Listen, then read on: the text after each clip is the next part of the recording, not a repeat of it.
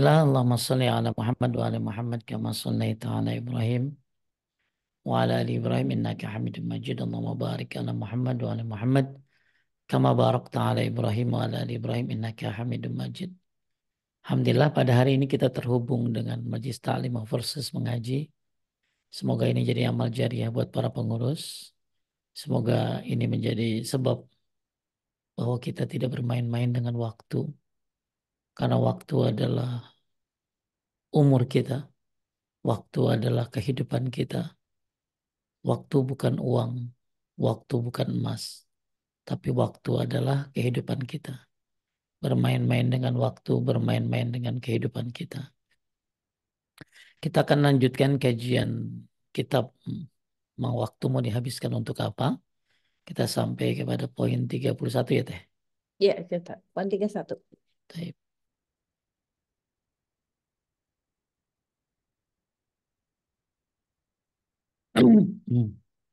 Eh, poin ke-31, seorang muslim itu ngapain kesehariannya. Jadi kita sudah bahas poin 1 sampai 30. Yang terakhir, sudahkah kita membaca doa? Doa ini penting nih. Ya, doa ini kalau bisa dihafal, dibaca tiap hari agar kita terbebaskan dari syirik. Ya, karena syirik itu dosa besar yang paling besar. Allahumma inna na'udzubika min an nusyrika bika syai'an na'lamu wa nastaghfiruka lima la na'lamu. Ini doa bagus dibaca setiap hari. Kapan aja terserah Anda mau baca silakan. Berapa kali terserah Anda. Ya, ini doa, ya Allah, sungguhnya kami berlindung kepadamu dari menyekutukanmu. Sedangkan kami mengetahuinya dan kami akan mohon ampun kepadamu atas apa yang kami tidak mengetahui. Jadi intinya kita minta ampun kepada Allah dari dosa syirik yang kita tahu dan yang tidak kita tahu. Kenapa? Ya karena dosa syirik ini adalah dosa yang tidak diampuni. Dosa syirik ini adalah dosa akbarul kabair, dosa besar paling besar. Dosa syirik adalah kezaliman. Taib selanjutnya nomor 31. Boleh saya baca? 31. Apakah Anda sudah membersihkan hati Anda dari sifat sombong, ujub, atau bangga diri, ria, mengerjakan amalan karena ingin dilihat orang, dengki, dan iri? Taib. Ini poin yang ke-31, seorang muslim harusnya tiap hari dia membersihkan hatinya. Kadang-kadang kita suka bersihin, kita suka berobat kalau kalau sakit badan, tapi kalau sakit hati nggak pernah diobatin. Di antara sakit hati yang harus dibersihkan adalah ujub. Ujub ini adalah sombong bangga diri. Makanya kata Syekh Muhammad Sa'id Al-Qahtani, yang namanya dosa itu sumbernya ada tiga. Tiga sumber dosa. Yang pertama, sombong. Ini yang terjadi pada iblis.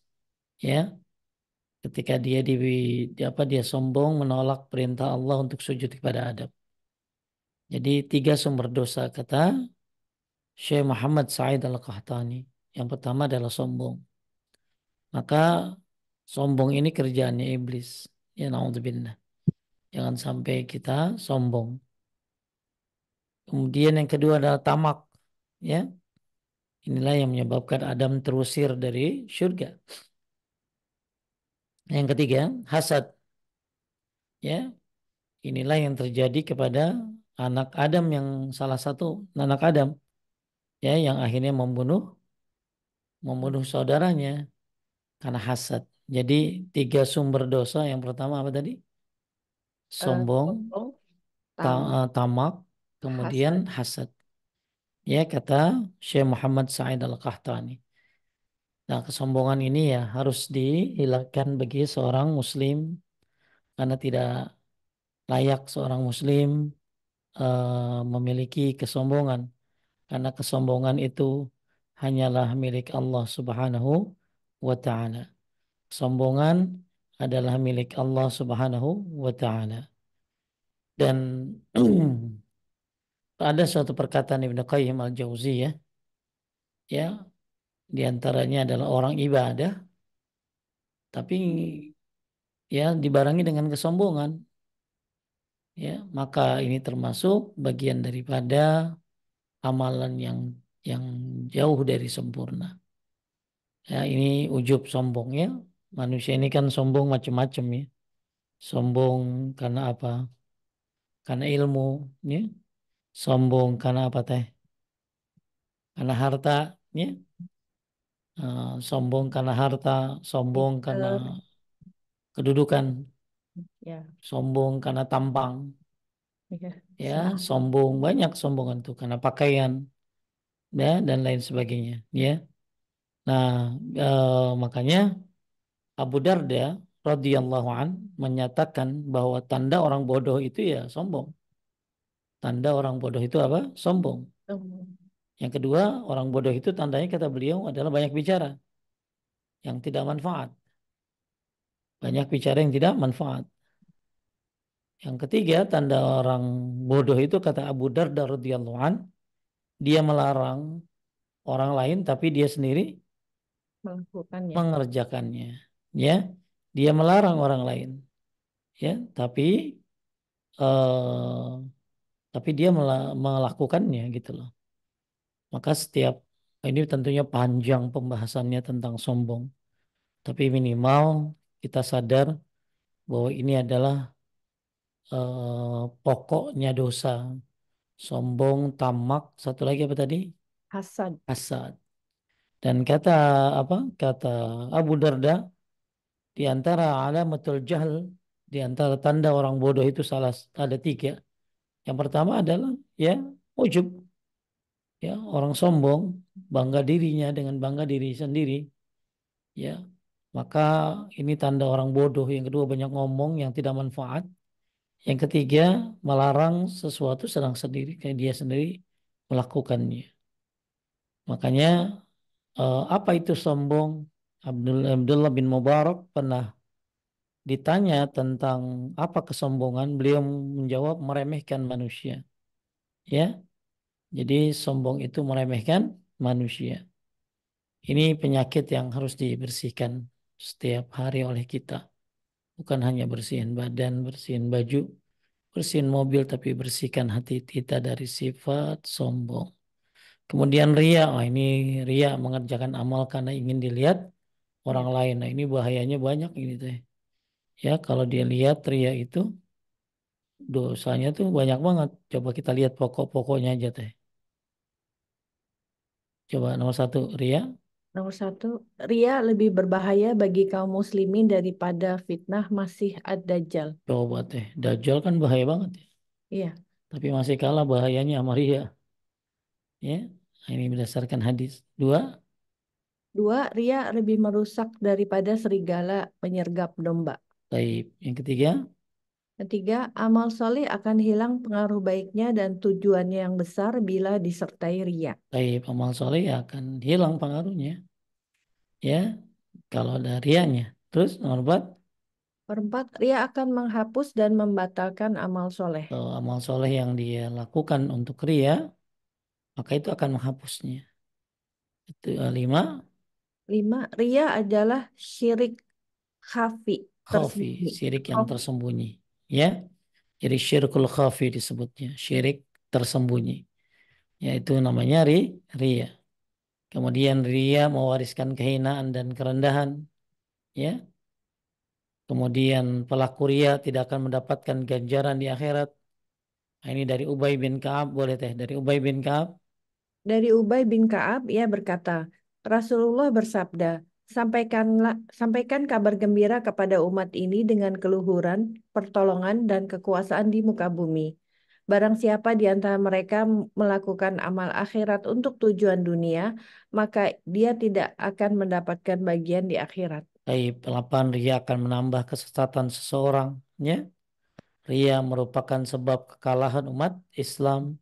Nah, inilah hal-hal yang apa yang kita disuruh meninggalkannya, menghilangkannya karena ini emang bahayanya besar. Jadi yang pertama adalah ujub, yang kedua adalah ria, ya, yang ketiga adalah dengki. Nah, ria ini kan banyak banget sekarang lagi di Mekah, Madinah ya teh. Iya. Ya luar biasa. Ya Bu, ya kalau di Mekah Madinah mah Bu, ya nggak usah. Ya kalau foto buat diri sendiri lah, buat keluarga, buat ngasih tahu anak-anak, ngasih tahu orang tua, tapi jangan ngasih tahu sosmed. Ya, akhirnya banyak sekali sekarang orang live. Ya, kita tidak tahu sampai mana kuat hatinya. Nabi aja takut ria. Kan ini doa ini kan Nabi nih, coba nih. Ini Nabi kan berdoa nih. Nabi berdoa, ya Allah, sungguhnya aku berlindung kepadamu dari menyekutukanmu sedang kami mengetahuinya. Nabi aja berlindung kepada Allah dari syirik. Ya, makanya ini termasuk doa agar kita dihindari dari riya teh. Oh, Ya, ini doanya nih. Allahumma inni atau Allahumma inna na'udzubika min an nusyrika bika syai'an na'lamu wa nastaghfiruka lima la na'lamu. Jadi luar biasa sosmed ini jadi sebuah apa ya teh? Jadi sebuah tantangan iya. amal soleh itu. Ya kalau ibu-ibu lagi apa ya? Lagi mungkin ya mau tahu pemandangan apalah. Tapi kalau lagi ibadah lebih baik jangan. Ya lebih baik jangan. Amal ibadah mahal, tapi orang lah pengen dipuji oleh orang. Ya banyak ibu-ibu yang foto di bawah payung Nabawi itu. Waduh, ya pintu. Nah, kalau buat diri sendiri nggak masalah. Ya, jadi masalah adalah ketika diumbar ke sosmed, dia mengharapkan pujian dari orang. Ya, maka ini kan beda tipis nih. Siapa yang tahu dia ikhlas? Kalau ikhlas yang nggak ngarepin komen kan. Kalau ikhlas nggak ngarepin ada yang lope kan. Begitu ada yang kritik marah dia. Katanya ikhlas dikritik malah. Ya, nah ini maka doa ini bagus untuk dihafal ya. Kemudian dengki dan irinya, nah dengki juga ini ya harus ya karena tadi termasuk apa tadi teh pangkalnya dosa ya, pangkalnya dosa, pokoknya dosa termasuk adalah apa? Dengki Tidak. ya, dengki atau kalau di kita dibilangnya hasad ya, hasad. Nah, tanda orang hasad itu tiga teh. Satu, dia suka ngomongin orang yang dia hasadi. Jadi selalu dijelek-jelekin orang yang dia hasadi itu. Ya, itu tanda orang hasad itu ada tiga. Selalu menjelek-jelekan orang yang dia hasadi. Yang kedua, selalu memuji orang yang dihasadi kalau ada di depannya. Ya, dia puji-puji kalau ada orangnya. Yang ketiga, ya, dia senang dengan penderitaan orang yang dihasadi. Maka hati-hati, ya, hasad ini banyak sekali bahayanya. Ya, Mm. bahkan menurut kedokteran juga hasad tuh nggak bagus banget ya. Ya, ada kurang lebih bahayanya tuh ada 7 orang hasad itu.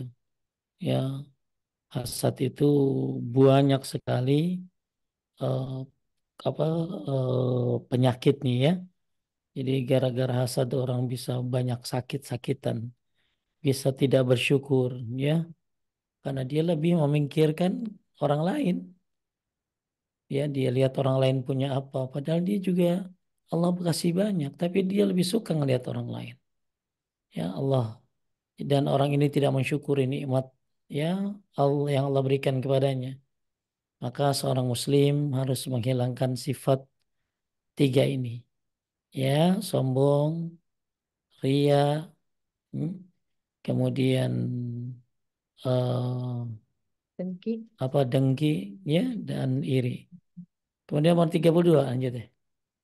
32. Apakah Anda sudah membersihkan lisan Anda dari berkata bohong, mencaci maki, melaknat, gibah, atau membicarakan aib orang lain, na nami Namimah.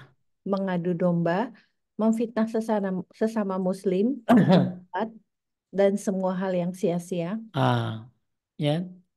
Jadi introspeksi diri, seorang muslim itu salah satunya kerjaannya bukan hanya beramal, tapi juga dia menahan, membersihkan lisannya. Ya, dari apa? Ya, dari berkata bohong. Bahkan kalau kita lihat teh di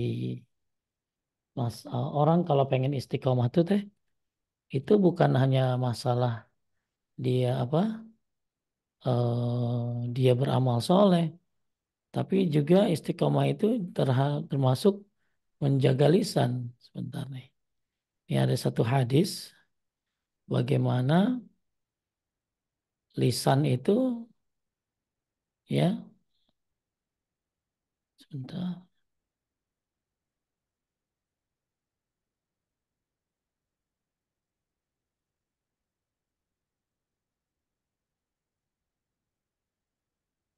Ya, mana ya?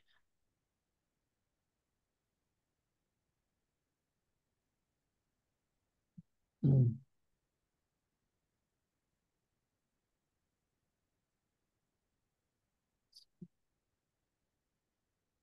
Jadi ternyata setiap hari yang namanya apa tuh anggota tubuh itu akan berkata kepada lisan, ya, karena kalau lisannya baik semua akan baik, tapi ketika lisannya buruk maka semuanya akan buruk. Maka istiqomah itu bukan hanya Anda melakukan amal-amal soleh, amal-amal, bukan hanya itu saja. Di antara istiqomah adalah seseorang menjaga apa tadi? Lisannya. Amin. Sebentar di sini.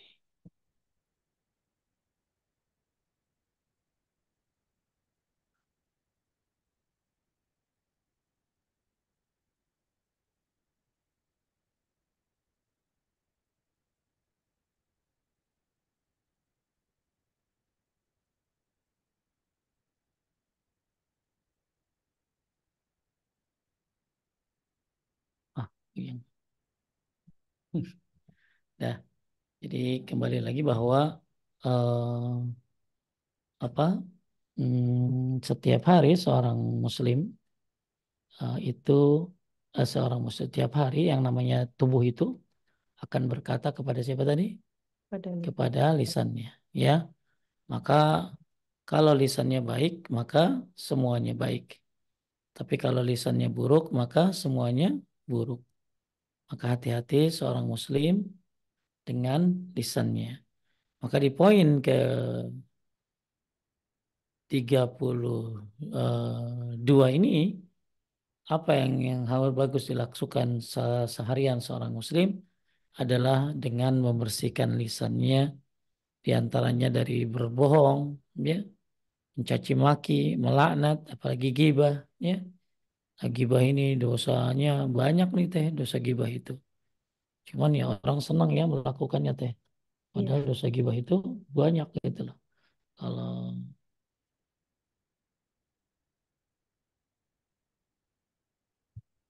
ini, kalau mau tahu dosa-dosa gibah, poin-poinnya aja nih ya. Nih teh. Bahaya gibah. Satu, merusak kehormatan seorang muslim. Ya. Dua, dosa yang tidak ringan. Coba baca teh dari Aisyah. Dari Aisyah radhiyallahu anha bahwasanya dia berkata kepada Nabi, cukuplah engkau menyebutkan Syafi'iyah, dia itu begini dan begitu. Berkata sebagian rawi, maksudnya Syafi'iyah adalah wanita yang pendek. Jadi ya apa Aisyah itu jadi Aisyah apa jadi Aisyah itu pakai isyarat teh ya. Jadi gibah itu bukan hanya ngomong teh, tapi pakai isyarat. Mm. Ya, jadi Safia itu pendek. Ya, lalu kata Nabi apa? Rasulullah Rasulullah. hanya menegur Aisyah dengan mengatakan, sungguh engkau telah mengucapkan sebuah kalimat yang apabila dicampur dengan air laut, niscaya air laut itu akan tercemar. Adalah Aisyah cuman bicara apa tadi? Pakai syarat Ya, pendek. bahwa Safia itu pendek. Sekarang kan orang udah nggak pakai isyarat lagi. Udah Emoji. pakai isyarat, udah pakai mulut, udah pakai mata. Jadi cuman ngomong begitu aja, maka sungguh aku telah mengucapkan sebuah kalimat yang apabila dicampur dengan air laut, niscaya air laut itu akan tercemar. Padahal cuman bilang gitu doang. Ya, nah ini kata Imam Nawawi nih, hadis ini termasuk yang paling keras menerangkan bahaya gibah. Aku tidak tahu ada hadis yang lebih pedas dalam mencela gibah dibandingkan hadis ini.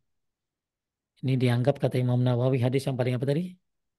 hadis yang paling pedas yang menjelaskan tentang bahaya gibah.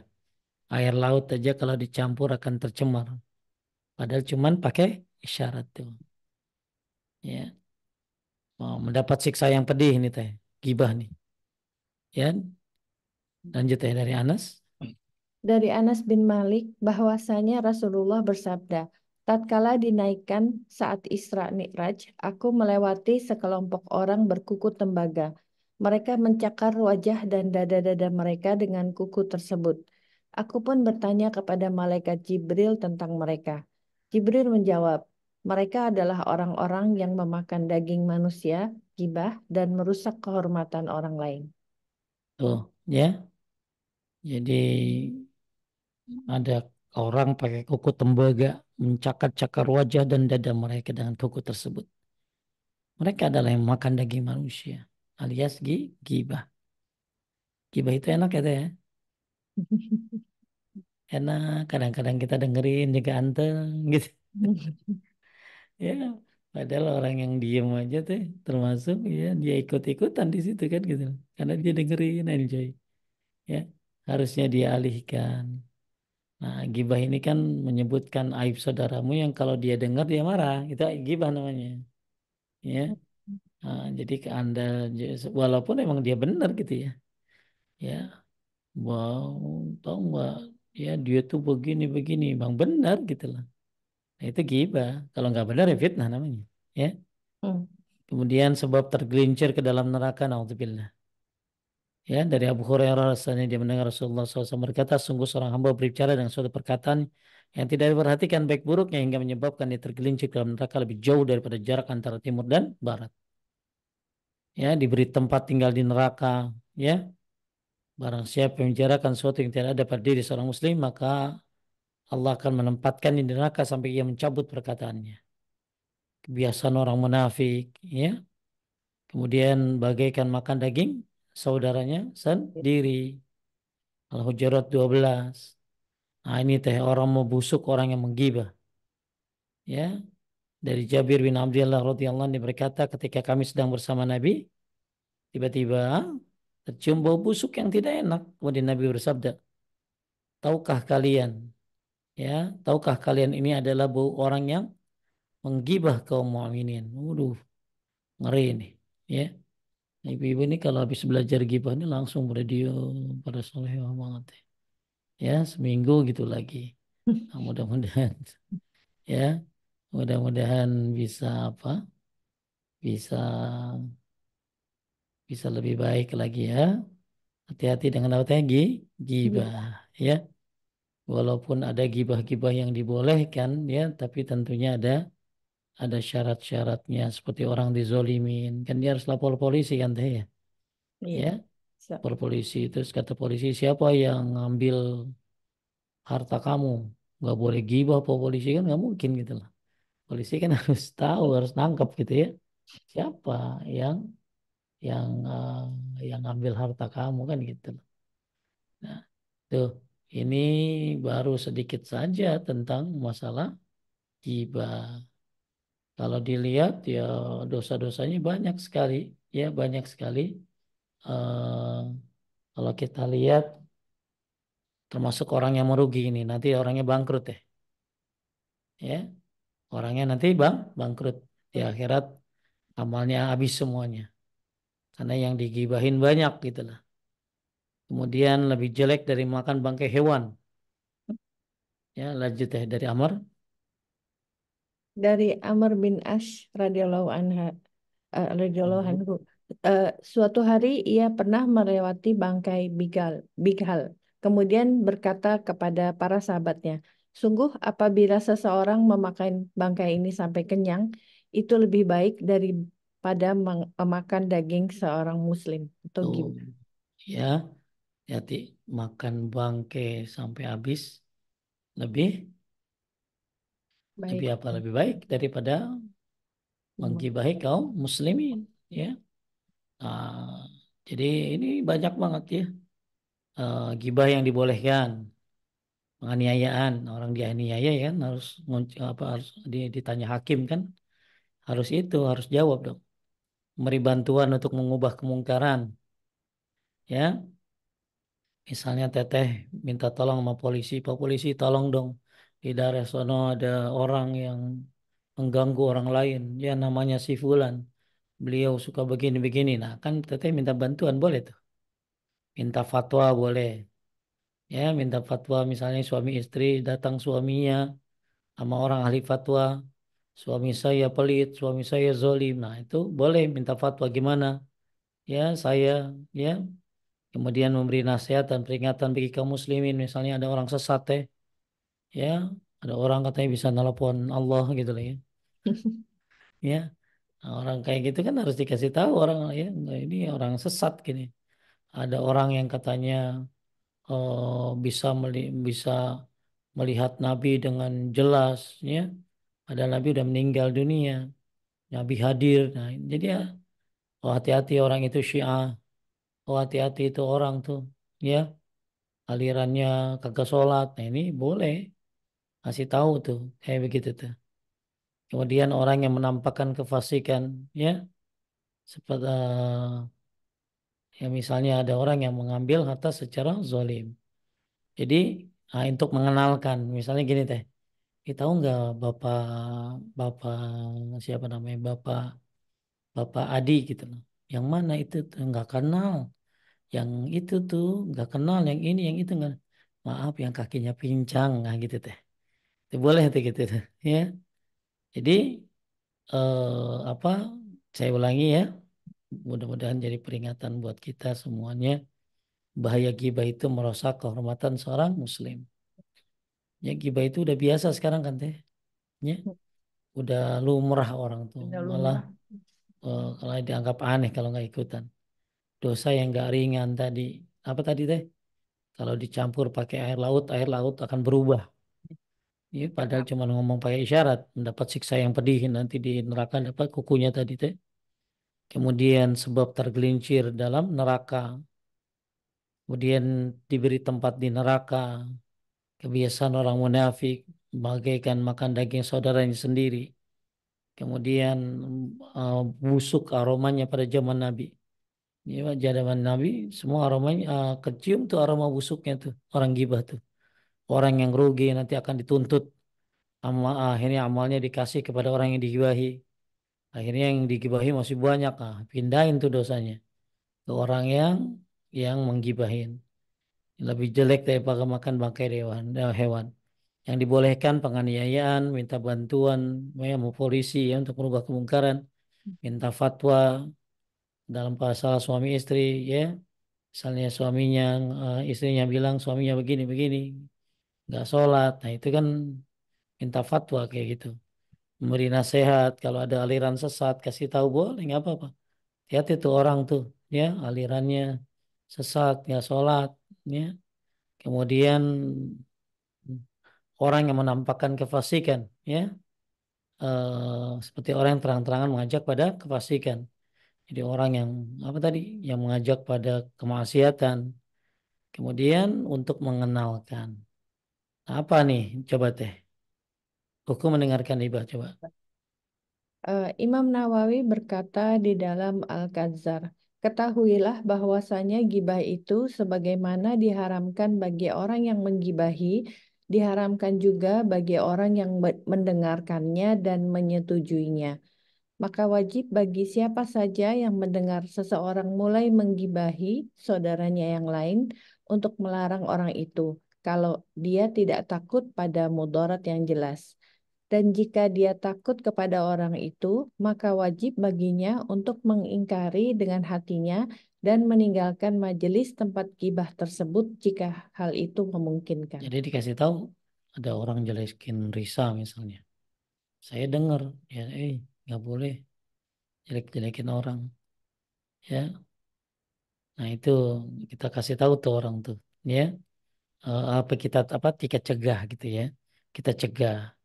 Terus kalau ternyata kita takut ya orang itu mungkin galak bisa melakukan intimidasi, ya kita tinggalin tempat tersebut gitu. Jadi jangan enjoy dengerinnya ya. Taib. Eh banyak masalah gibah ini, tapi minimal sudah ngerti lah apa aja tadi ya. Kemudian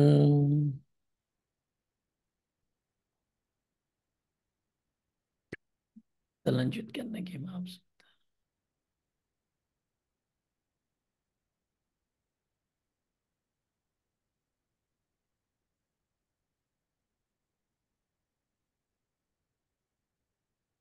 Oke, yang keberapa sekarang teh? 33. Ya, kalau nemeng mah nih ngadu domba nih teh. Namina. Ya ngadu domba nih. Ngadu domba, ngasih tahu ke sini begini, ke sana begini ya, beda-beda. Ngadu domba, memfitnah sama muslim, berdebat ya, berdebat juga jangan jangan kita berdebat ya. Dibolehkan berdebat dengan cara yang baik, tapi bukan debat kusir dan semua hal yang sia-sia. Ya semoga ya. Semoga makin ke depan kita makin ngerti mana yang harus kita laksanakan, mana yang tidak. Semoga makin ke depan kita bahas buku ini tim makin tahu ada hal yang manfaat, ada yang tidak. Ada yang memang kita harus tinggalkan, ada yang memang kita harus untuk berjuang. Maka penting untuk mengetahui ngapain aja seorang muslim sehari-hari. Kemudian nomor 33 teh. Nomor 33, apakah Anda sudah bertakwa pada Azza wa Jal dalam hal mencari nafkah, dalam hal makan, minum, dan lainnya? Ya takwa ya, menjalankan perintahnya, jauhi larangannya.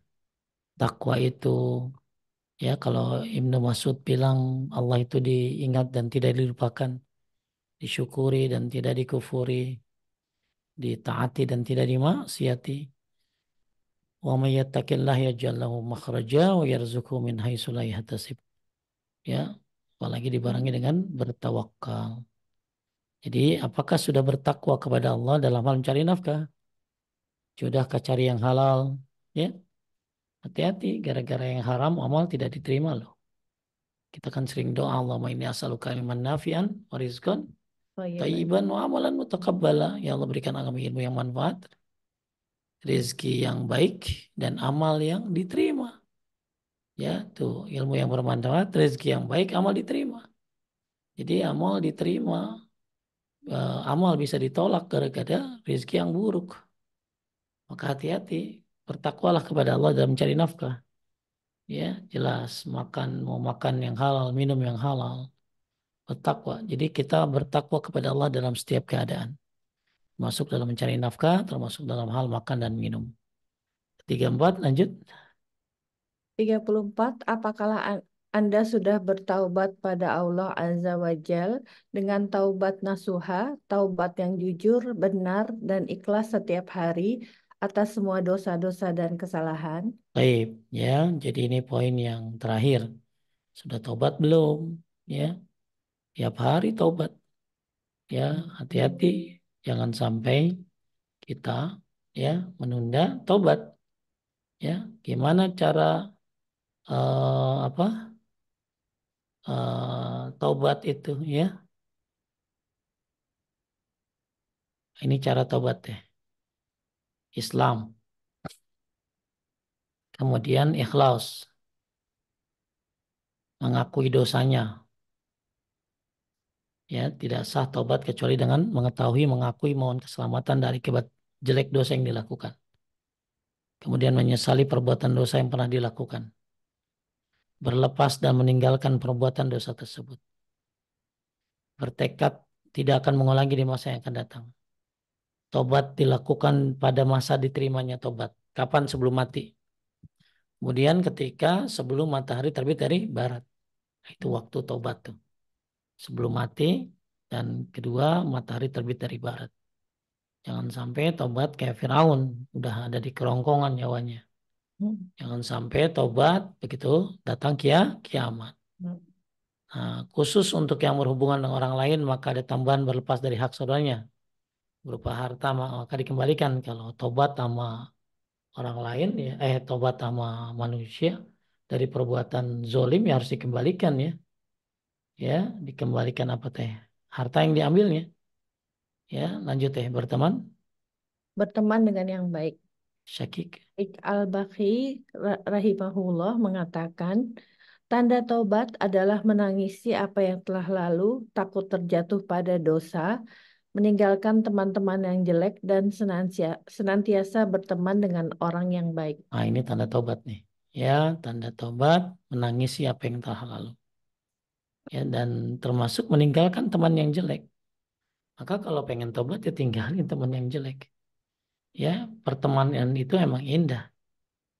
Tapi hati-hati gara-gara teman ya menyebabkan kita nanti nyesal di akhirat. Salah satu penyesalan manusia adalah ketika punya teman yang jelek.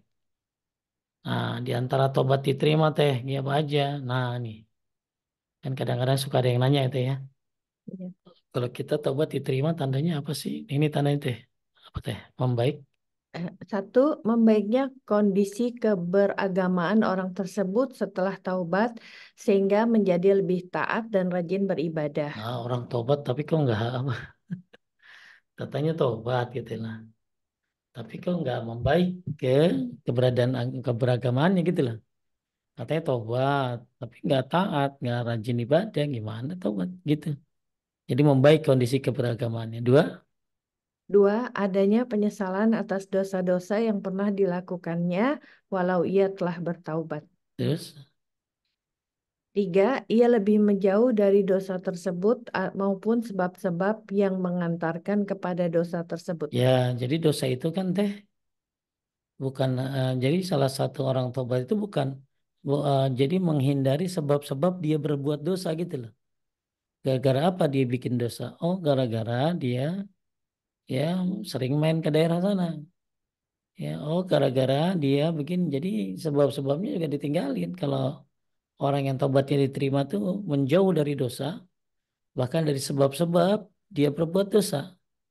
Kemudian cenderung bergaul dengan orang soleh, menjauh dari teman yang buruk di masa lalu, istiqomah dalam menjalankan agama, ya mendapatkan taufik dari Allah untuk beramal soleh, ya dia giat melakukan amal soleh inilah tanda tobat diterima, membaik kondisi keberagamaannya dan taat, lebih taat dan rajin, nyesal terhadap dosa yang pernah dilakukan, menjauh dari dosa tersebut dan dari sebab-sebabnya. Kemudian bergaul dengan orang soleh, istiqomah menjalankan agama Allah, dan terus beramal soleh. Ini tanda taubat. Taib. Jadi poin yang terakhir 34, sudahkah kita bertobat dengan tobat yang jujur ya? Ikhlas. Makanya tiap hari Nabi baca apa Allah baca astagfirullah wa atubu ilaih 100 kali. Maka kita juga sama tiap hari baca astagfirullah wa atubu ilaih 100 kali. Kita baca juga Sayyidul Istighfar setiap pagi dan sore. Ya, kalau mau di hari-hari kita kapan aja baca astagfirullahalazim alladzi la ilaha illal hayyul qayyum wa atubu ilaih. Atau katakan istighfarnya Nabi Adam, Rabbana zalamna anfusana wa illam taghfir lana wa tarhamna lakunanna Nah, minal khasirin. Kemudian penulis di sini bilang apa? Saudaraku, renungkanlah pertanyaan-pertanyaan ini.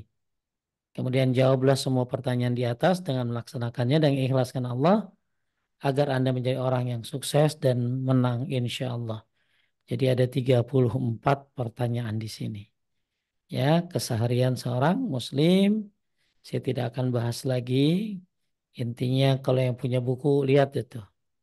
Ya, dan terakhir kita tanya sudah tobat belum gitu loh. Ya, tobatnya nasuha. Nah, tahu nggak syarat-syarat tobat? Terus tobat diterima tuh gimana? Kan gitu loh. Maka ini harus belajar orang-orang pengen bertobat itu. Taib renungkanlah semua nomor 1 sampai 34 tersebut. Mudah-mudahan kita termasuk orang-orang yang baik, ya, termasuk orang-orang yang dari 1 sampai 34 ini bisa bebenah diri. Kemudian manusia pasti akan ditanya oleh Allah pada hari kiamat. Allah Ta'ala berfirman, La yus'alu amma yaf'alu wa hum yus'alun.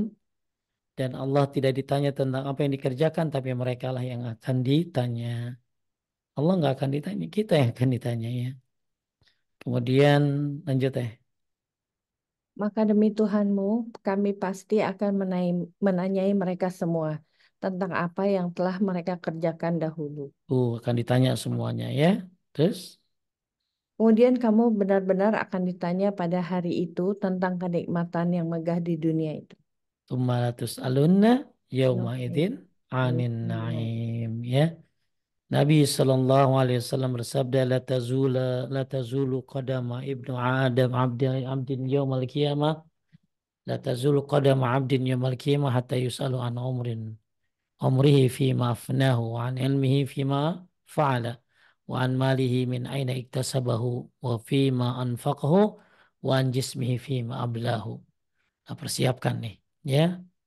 Lanjut, tidak akan Tidak akan beranjak kedua kaki seorang hamba pada hari kiamat hingga ia ditanya tentang umurnya, untuk apa ia habiskan, tentang ilmunya, apa yang telah dia makan, tentang hartanya, dari mana ia peroleh, dan kemana ia habiskan, dan tentang tubuhnya, capaian dan letihnya, untuk apa ia gunakan. baik ya. Kita akan tidak akan beranjak ya kaki seorang hamba pada hari kiamat hingga ditanya tentang umurnya, untuk apa dia habiskan. Dan dalam riwayat yang lain tuh ada di sini tentang masa mudanya, ya untuk apa dia pergunakan. Kita ditanya umur aja udah bingung gitu. Ya buat apa umur kita selama ini sudah dipergunakan buat apa? Apalagi ditanya masa muda, aduh habis dah. Ya maka kenapa kita banyak beristighfar kepada Allah, banyak minta ampun kepada Allah. Ya karena tentunya masa-masa lalu yang telah kita lewati ya penuh dengan kesalahan dan kekurangan karena kurangnya ilmu, karena belum tahu. Makanya kata Hasan al-Basri, masa itu ada tiga: masa lalu, qad zahaba bima fi. Ya, dia telah berlalu dengan segala apa kenangan di dalamnya. Masa yang akan datang, falallaka la tudriku. Belum tentu kamu ketemu. Ya, jadi masa lalu udah berlalu dengan segala kenangan. Masa depan belum tentu ketemu. Falan laka fa'mal fi. Sekarang, masa sekarang milikmu dan beramal. Alhamdulillah kita masih dikasih kesempatan untuk bisa meraih Ramadan. Alhamdulillah bisa sampai ketemu Idul Fitri. Alhamdulillah bisa sejauh ini, bisa Syawal, ibu-ibu yang bisa Syawal, alhamdulillah. Alhamdulillah sejauh ini. Ya, ya banyak ya orang-orang yang masa lalunya luar biasa, hancur lebur, tapi Allah kasih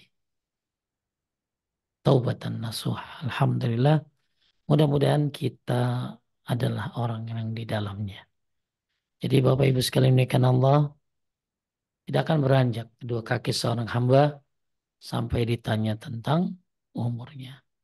Maka perhatikan umurmu, ya. Perhatikan umurmu. Karena umur ini anugerah yang banyak diabaikan, ya. Umur adalah anugerah yang banyak diabaikan. Ya, kalau kita sadari satu, umur itu bukan pemberian cuma-cuma. Tadi dalilnya. Ternyata semua akan ditanya. Jadi saya ulangi, umur bukan pemberian cuma-cuma. Maka kita akan ditanya dengan dalil tadi. Kita akan bergeser sampai ditanya tentang lima hal tadi. Tentang umurnya. Tentang masa mudanya dalam riwayat yang lain. Ada. Ya, maka ada ulama salaf berdoa begini teh. Ya Allah, ridhoi kami. Ya Allah, ridhoi kami atau ampuni kami. Betul nggak? Kita cuma doa aja tuh. Dua. Ridhoi kami atau ampuni kami. Kalau nggak diridhoi, ampunin deh. Ya, maka umur bukan pemberian cuma-cuma. Kemudian perjalanan yang jauh membutuhkan bekal dan persiapan. Ingat, kalau kita lama taubatnya, otomatis kalau orang lama taubatnya, maka misalnya dia taubat di usia 50. mati di usia 60 berarti ya dia melakukan bekalnya ya cuma 10 tahunan gitu. Tapi kalau dia tobat lebih cepat di usia 30, di usia 40 ya, maka tentunya ngumpulin bekalnya juga lebih banyak. Maka jangan main-main. Perjalanan yang jauh membutuhkan bekal dan persiapan. Kalau orang kemana-mana beli dua tiket. Tiket kembali, tiket pulang. Tiket berangkat, tiket pulang. Nah kalau ke kuburan orang cuma bawa satu tiket aja, tiket berangkat. Maka perjalanan ke kuburan, perjalanan ke akhirat itu butuh bekal dan persiapan. Ya, sampai Abu Hurairah aja nangis. Kenapa? Karena dia menyangka bekalnya sedikit. Sedangkan ya apa perjalanannya jauh tapi bekalnya sedikit. Kita tiap hari kan kalau ada orang mau safar, lihat orang safar, pasti bawa bekal banyak. Apa aja dibawa yang penting. Nah, ini kita mau safar ke akhirat, butuh butuh apa bekal dan persiapan. Kemudian juga ya umur adalah modal. Ya, sungguhnya aku tidak menghalalkan bagi diri untuk menyanyikan satu pun dari umurku. Tapi jangan tunggu besok. Ya, yang ketiga nih, agar umur itu anugerah, agar umur itu sesuatu yang nanti akan nyelamatin kita di akhirat, maka tadi pertama sadari umur bukan pemberian cuma-cuma. Kemudian sadari bahwa kita butuh bekal, sedangkan perjalanan begitu jauh. Yang ketiga, agar umur itu menjadi manfaat, jangan tunggu besok. Ya, jadi kadang-kadang ada orang mau tobat, ya besok lah, nunggu 40 tahun. Pakai hijab nantilah kalau udah 55. Ya, oh saya akan berhenti dari papeknya, dari rokok kalau sudah batuk-batukan. Ya, maka hati-hati, jangan tunggu besok. Ya, termasuk senjata setan adalah membuat orang menunda dalam beramal. Kemudian ya, para salaf itu luar biasa dalam melaksanakan ketaatan dan menjaga waktunya. Ya, mereka luar biasa lah ya dalam melaksanakan ketaatan dan menjaga waktunya. Kemudian menyia-nyiakan kesempatan, hati-hati. Ya, Allah udah kasih kita kesempatan, maka ada dua nikmat yang banyak orang tertipu. Nikmat sehat dan senggang. Lagi sehat, ya, cekakak cekikik. Lagi sakit, astagfirullah, astagfirullah. Lagi sehat, nggak dipergunakan dengan baik. Begitu sakit, baru deh. Pengen begini, pengen begitu. Maka hati-hati menyia-nyiakan kesempatan. Kemudian ya hati-hati juga bagi orang yang menyia-nyiakan umurnya. Apalagi Allah sudah kasih peringatan. Apa peringatan di sini teh? Uban. Uban. Uban itu apa teh? Peringatan. Peringatan. Jadi yang udah punya uban sadarin lah. Anda sudah diperingati oleh Allah. Ada lagi nih malah kata Ibnu Katsir. Lanjut Ibnu Katsir berkata, Ibnu Katsir berkata, siapapun yang telah menginjak usia 40 tahun harus memperbaharui taubat dan bertekad tidak mengulangi lagi kesalahan serupa. tuh ya. Jadi orang kalau udah 40 tahun hati-hati ya. Sudah harus memperbarui tobat. Ya kalau nyampe ya. Kalau nyampe.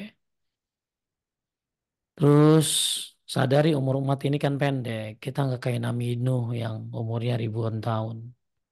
Kita cuma 60 sampai 70. Ya, Eh, berapa umur kita sekarang? Dan berapa kalau sampai 60 teh? Teh berapa? Lebih 50, Ustaz. Ah, 50. Ya, Ya, 50 berapa? 54, Ustaz. Oh, berarti teteh lahirnya 70 ya? Tuh, iya. 70. Berarti kalau 70 ke 60 sisa berapa? Iya. Ya Allah, ya berarti sisa 6. Ya, kalau sampai ke 70 sisa 14. Siapa yang tahu? Makanya umur kita dikasih pendek ya. Saya kasih pendek tapi dikasih amalan-amalan yang banyak pahalanya. Dapat Lailatul Qadar aja 1.000 tahun tuh. Umat Nabi Muhammad banyak keutamaannya. Banyak amal-amal yang menghapuskan dosa. Banyak ya. Kalaupun umur kita pendek tapi amal yang dikasih oleh Allah tuh banyak sekali. Maka sadari bahwa umur kita tidak lebih dari 60 atau 70. Yang 55 kalau sampai 60 ya tinggal 5 lagi. Ya, yang udah 60 kalau sampai 70 tinggal 10 lagi. La haula wala quwata illa billah. Maka orang yang paling baik adalah sebaik-baik manusia adalah yang panjang umurnya dan baik amalannya. Panjang umurnya Allah kasih tapi baik amalannya. Dan sejelek manusia adalah orang yang panjang umurnya tapi jelek amalannya. Ya, mudah-mudahan Bapak Ibu bisa memaksimalkan umur yang Allah kasih. Sekali lagi saya simpulkan, umur adalah anugerah yang Allah berikan. Maka umur bukan pemberian cuma-cuma. Akan dipertanggungjawabkan apa yang sudah kita luangkan sehari-hari untuk umur ini. Dan kedua, perjalanan kita sangat jauh butuh bekal dan persiapan. Ya. Kemudian yang ketiga, jangan tunggu besok. Mau apa ya, mau haji, jangan tunggu besok. Ya, kalau ada duitnya, ya daftar. Kapan dipanggil terserah. Ya, mau yang furoda yang apa ya silakan kalau mampu mah. Ya, jangan tunggu besok. Mau beramal, ya jangan tunggu hari Jumat. Ya, Anda lakukan sekarang. Kemudian, ya para salaf itu luar biasa dalam memaksimalkan waktu. Mereka tuh ibadahnya luar biasa. Ya, memanfaatkan waktu sebaik-baiknya. Hati-hati menyia-nyiakan kesempatan karena punya dua nikmat, nikmat sehat dan Senggang, apa luang. waktu luang. Ya, sehat dan waktu luang. Hati-hati ya, sehat dan waktu luang ini nipu nih. Kemudian hati-hati udah datang peringatan. Apa teh peringatan di sini? Uban. Uban. Ya, apalagi udah tambah usia 40 tahun. Apalagi udah 60 tahun. Nah, ini teh ada peringatan buat 60 tahun nih. Ya, orang yang 60 tahun ini udah nggak ada alasan lagi dia. Nggak ngerti tentang perkara agama yang diwajibkan oleh dia. Maka yang udah 60 tahun ya menekuni amalan-amalan secara total, amalan akhirat. Karena sudah tidak mungkin lagi akan kembali pada keadaan yang pertama ketika masih kuat dan semangat. Ini dan sadari umur umat Nabi tadi 60 sampai 70, maka mudah-mudahan kita panjang umur dan banyak amalnya. Kemudian terakhir ya larangan meminta kematian. Nah, boleh juga sih teh dipanjang minta doa panjang umur ya. Ya, panjang umur dengan doa Allahumma aksir mali wa waladi wa barik li fi ma ataitani wa atil hayati ala ta'atik wa ahsin amali wa gfirli. Boleh tuh. Ya Allah, Allahumma aksir mali. Ya Allah, perbanyak hartaku. Wa waladi, banyakin anakku. Allahumma aksir mali wa waladi wa barik li fi ma ataitani. Berikan keberkahan apa yang kau berikan kepadaku. Wa atil hayati ala ta'atik. Apa? Panjangkan umurku ya dalam ketaatan kepadamu wa aksir amali waghfirli dan perbanyak amalku dan ampuni dosaku. Taib, semoga pembahasan bab 7 ini bermanfaat. Poin 1 sampai ke 34. Renungkanlah semua poin 1 sampai 34 tersebut. Mudah-mudahan Anda menang dan sukses. Hati-hati ya. Ya, kita akan ditanya tentang semuanya dan hati-hati dengan umur. Jangan terlena. Barakallahu fikum. Ada yang nanya teh? Ada Ustadz, ada beberapa. Eh, Bismillahirrahmanirrahim. Eh, Ustadz, jika dimintai bantuan orang, awalnya kesal tapi dikerjakan juga setelah beristighfar. Apakah ini termasuk ria? Ria, ria ya.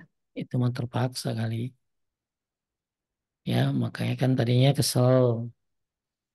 Akhirnya dikerjain juga. Ya, nah berarti dia nggak ikhlas kerjainnya. Nah, akhirnya setelah dia sadar, dia istighfar, dia memohon ampun kepada Allah, maka mudah-mudahan apa yang tadi dia terpaksa tersebut, ya Allah Subhanahu wa taala terima amalnya karena dia menyadari kesalahan dan mau bertobat. Ya, lanjut. Eh, yang kedua, Ustadz foto ditaruh di sosmed dengan tidak mengharapkan pujian, hanya sekedar menyimpan kenangan. Boleh nggak? Jangan, jangan. Bahkan para ulama salaf pun melarang tentang let post yang bersifat apa teh? Ibadah, ya lebih baik jangan. Kenangan. Emang ibu tahu ibu bakalan ikhlas terus. Ya, jadi pertanyaannya, ya saya ikhlas Pak Ustadz. Terus kalau ikhlas, nanti ada yang muji gimana? GR. Terus kalau ada yang nggak suka gimana? Unlike. Ibu marah. Itu nggak ikhlas namanya.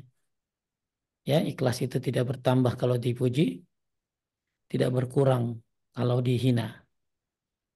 Jadi cari aman aja. Ya, cari aman aja.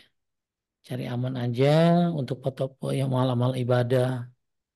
Lagi umroh, haji, Anda nggak usah ya. Nggak usah diposting-posting.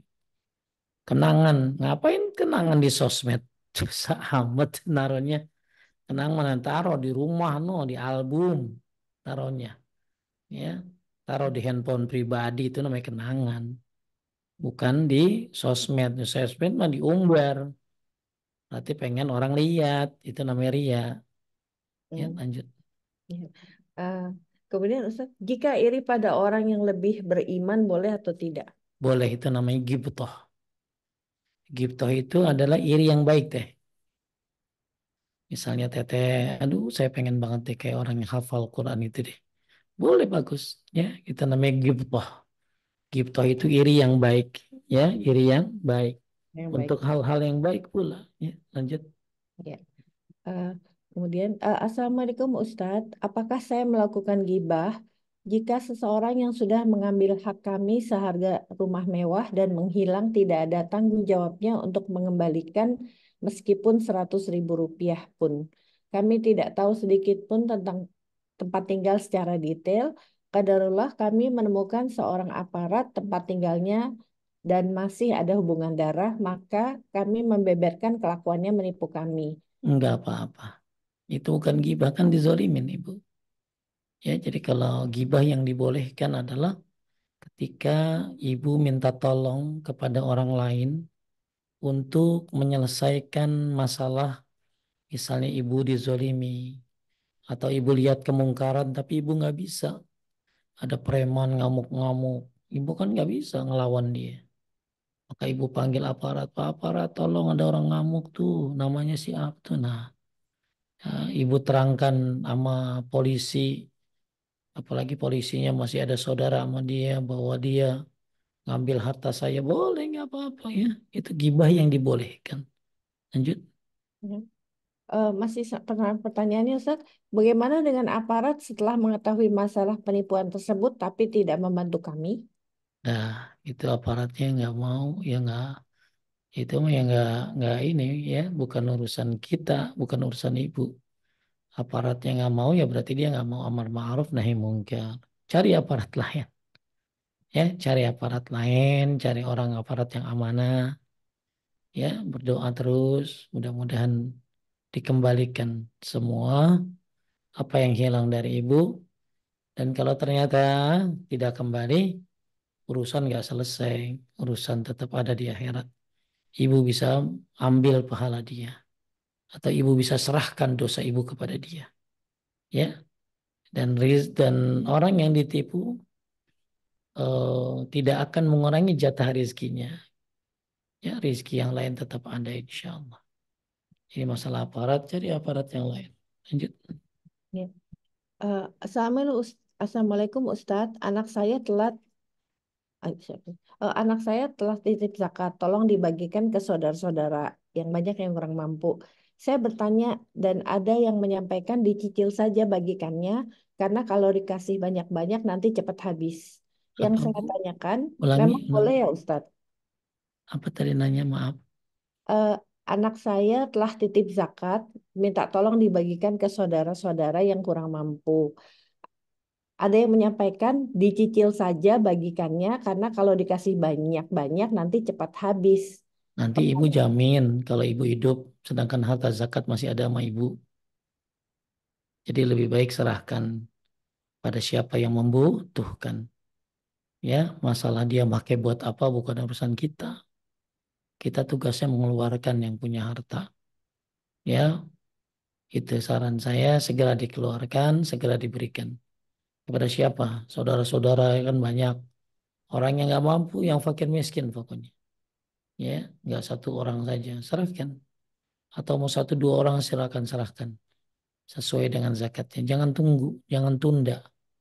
Nanti ibu mati, masih ada utang. Zakat yang ibu belum serahkan sama orang gimana? Lanjut. Kemudian, kapan waktunya sholat taubat yang benar? Apa boleh tiap hari? Di sana kapan waktu yang baik dan benar untuk sholat taubat? Sebenarnya taubat itu ketika seseorang setelah berbuat dosa, setelah seseorang berbuat dosa, dia bertobat kepada Allah Subhanahu wa taala. Sebenarnya taubat itu tidak harus pakai sholat, ya. Jadi gini, ibu-ibu, sholat taubat itu adalah bukan inti daripada taubat. Taubat itu kan tadi satu, ya, nyesel, dua, berhenti dari berbuatnya, tiga, bertekad untuk meninggalkannya. Nah itu syarat taubat tuh Bu. Nyesel, berhenti, dan bertekad untuk tidak mengulangi lagi. Nah, sholat tobat itu tambahan. Dibolehkan sholat tobat. Tapi ibu sebenarnya bisa tobat dalam setiap sholat. Lagi sujud, baca doa. Allahumma gfirli zanbi kullahu dikkahu wa jillahu wa awalahu wa akhirahu wa alaniyatahu wa sirrahu. Ya Allah ampunilah dosaku semuanya. Yang besar, yang kecil, yang awal, yang akhir, yang kelihatan, yang tidak kelihatan. Itu kan doa. Doa taubat itu. Ya dibaca lagi sujud. Sunnahnya riwayatkan oleh Muslim. Ya, atau ibu baca iftitah Allahumma ba'id baini wa baina khotoyaya kama ba'adta bainal musyrikin itu kan kayak orang taubat itu.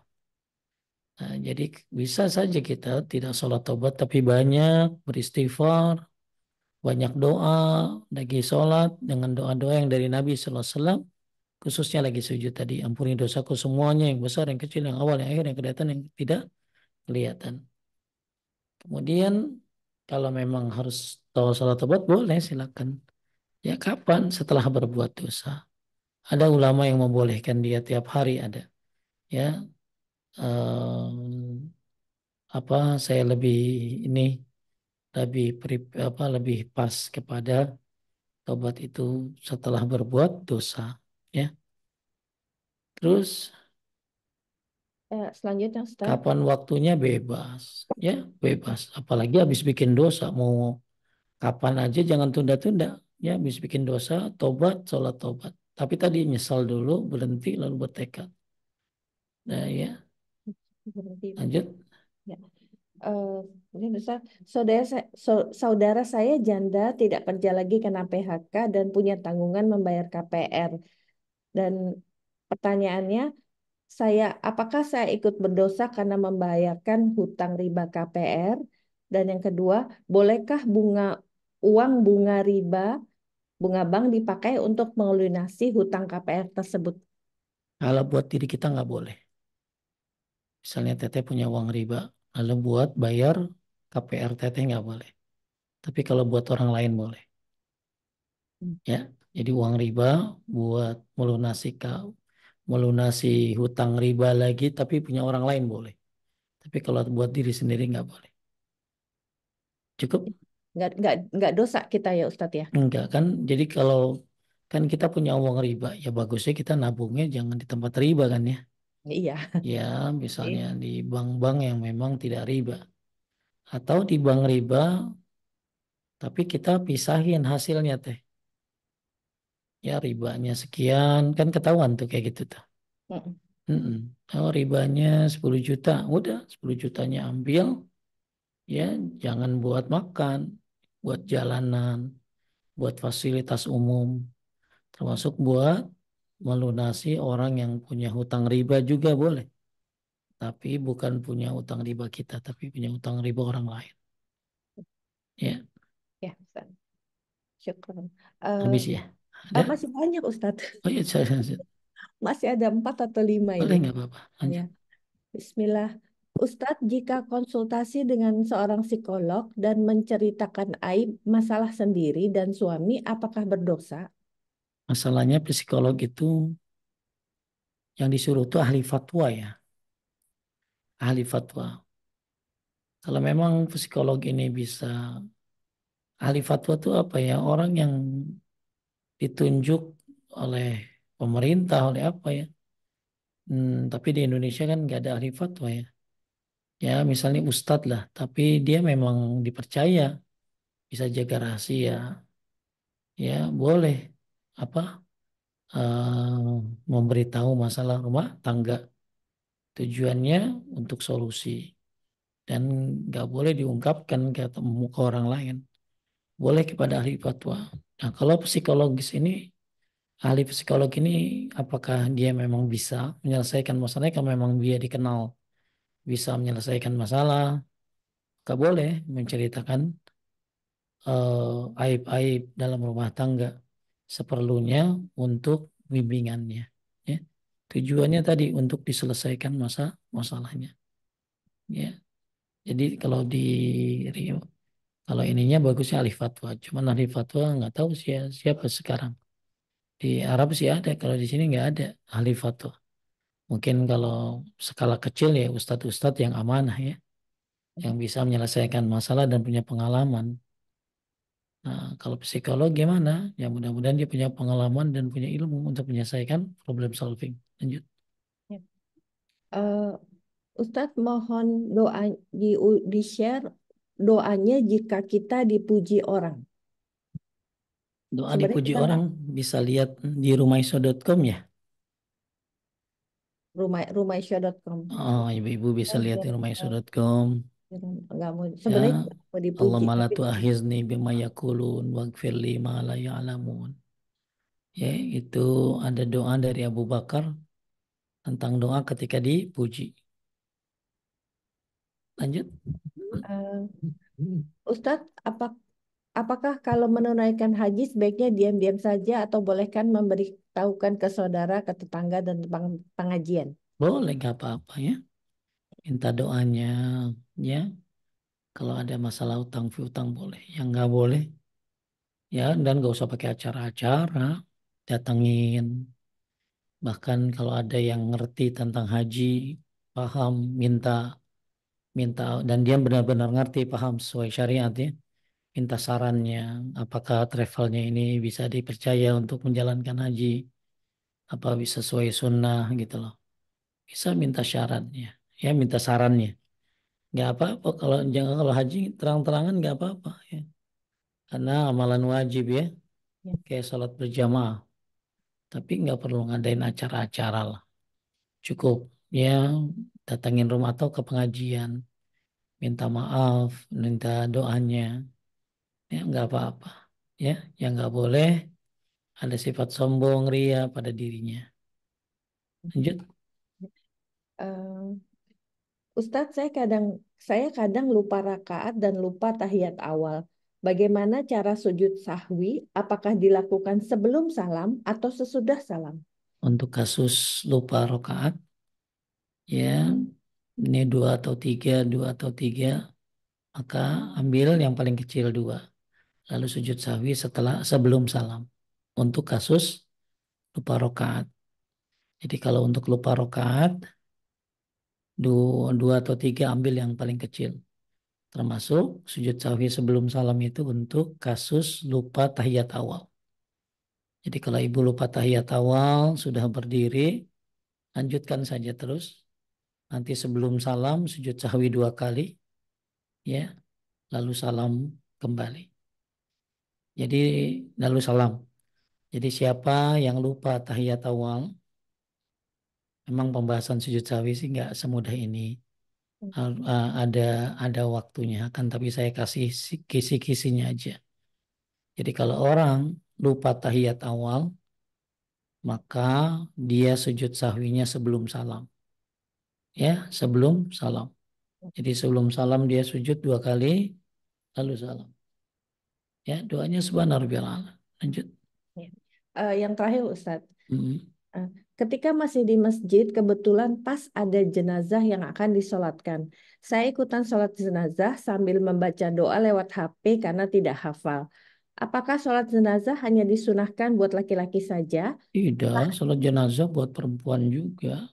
hmm. Terus Sahkah sholat dengan hanya mengangkat satu tangan saat takbiratul ihram? boleh nggak apa-apa. Takbiratul ihram itu takbirnya. Hukumnya wajib, kalau ngangkat tangannya sunnah. Ya, Hmm. jadi Allahu Akbar, nah itu takbiratul ihram namanya. Kalau ngangkat tangannya sunnah. Kalau ada orang nggak ngangkat tangan, sah sholatnya. Yang nggak sah kalau nggak ngucapin Allahu Akbar, maka nggak sah. Ibu ngangkat tangan, ngucapin Allahu Akbar, walaupun tangan satu nggak apa-apa. Ya, Ya, cuman yang bagus ya dihafalkan doa jenazahnya. Lanjut, habis. habis Ustadz. Hmm. Alhamdulillah. Hmm. Mudah-mudahan ibu-ibu semuanya dimudahkan untuk bisa memberesi semua hal-hal yang memang harus dibereskan ya. Penyakit, baik penyakit hati ataupun penyakit badan. Kadang kita lebih aware terhadap penyakit badan daripada penyakit hati. Hati-hati dengan sombong, hati-hati dengan ria, hati-hati dengan tamak, ya. Hati-hati dengan bangga diri. Hendaklah kita sadari bahwa terlalu banyak tugas kita dan tentunya tidak sempurna kita melakukannya dan mungkin juga tidak semuanya kita bisa lakukan. Tapi kita berusaha dan semoga dengan banyak membaca istighfar, dengan baca Sayyidul Istighfar, Allah mudahkan, Allah maafkan segala kekurangan-kekurangan kita. Terus berusaha beramal, semangat, ya maksimalkan diri. Semoga Allah mudahkan kita untuk bisa istiqomah. Terima kasih Teh Vina. Kita tutup dengan doa kifaratul majlis. Subhanaka Allahumma wa bihamdika asyhadu an la ilaha illa anta astaghfiruka wa atubu ilaik. Assalamualaikum warahmatullahi wabarakatuh. Waalaikumsalam warahmatullahi wabarakatuh. Alhamdulillah.